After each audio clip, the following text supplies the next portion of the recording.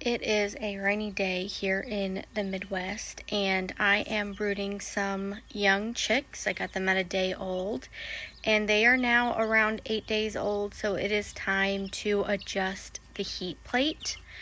I'm not using a heat lamp because heat lamps are known to be dangerous. They can cause fires.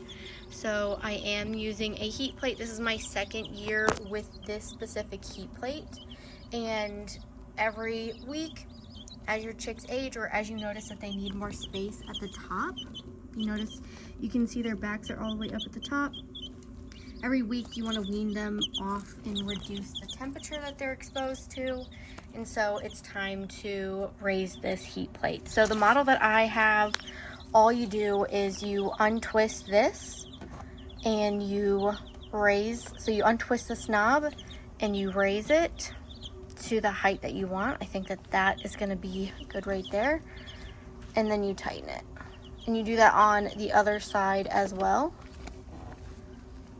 And the good news is, while they love to jump on top, week by week as you raise the heat plate, the angle at the top gets steeper, and so I find they spend less and less time up there, and if they are spending time up there, that angle that the heat plate gets at the top allows their poop to fall off, especially as they're aging and their poop gets more solid. So that is something that is a pro, it's something to look forward to. But also I've noticed that as I give them more to do in their brooder, the less that they're actually spending time and hanging out on top of the heat plate.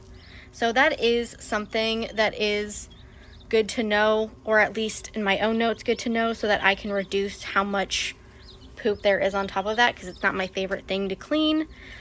So as you can see, I've got a lot of stuff for them to do. I put the cement block in here. They love to hang out inside and kick around. I also have a mirror that I move around pretty much daily, and they love to find it and stare at themselves. And they love to jump up here. They love to jump up there. I've been noticing they love to jump a lot. They love to fly around. I've also got that little perch bar in the back. So the more that they have to do, again, I've noticed the less that they stand on the heat plate, and that is something you don't have to worry about if you have a heat lamp, is that they're not going to stand on the heat lamp, obviously, but you do have to worry about the heat lamp falling and catching fire. So I kind of prefer worrying about poop getting on top of the heat plate as opposed to a heat lamp catching on fire. And it's really easy to adjust the temperature too. I don't have to like finesse some kind of chain system or some kind of hanging system for the heat lamp. You literally just turn a knob and raise it, and I find that the chicks really like it. I don't have any complaints from them. The only thing I will say is, in their first 2 days, I think some of them, the Jubilee Orpingtons, I think, struggled a little bit to reach the top, but now they're not having any problem, and it's time to raise the heat plate. These chicks love to cuddle, and they're now getting really impatient with me. They want to cuddle me, so I'm going to cut this short. But raising the heat plates generally is pretty simple. Other ones are more vertical, but I like the slanted ones so they can adjust how far in they go. Obviously closer to the top, they have more space to keep their backs away from the top, and the further back they have less space, so it's easier for their backs to hit the top. And yeah, so that's just me adjusting the heat plate.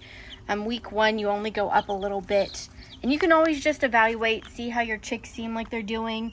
If you're worried about going too high, you can always drop down, just see if your chicks seem like they're super cold, they're not able to get warm, or if they are going in and out, dodging in and out like they would a mother hen, and it's keeping them warm enough. So if you have any questions or tips, tricks, let me know in the comment section. And this is Midwest Chickens signing off.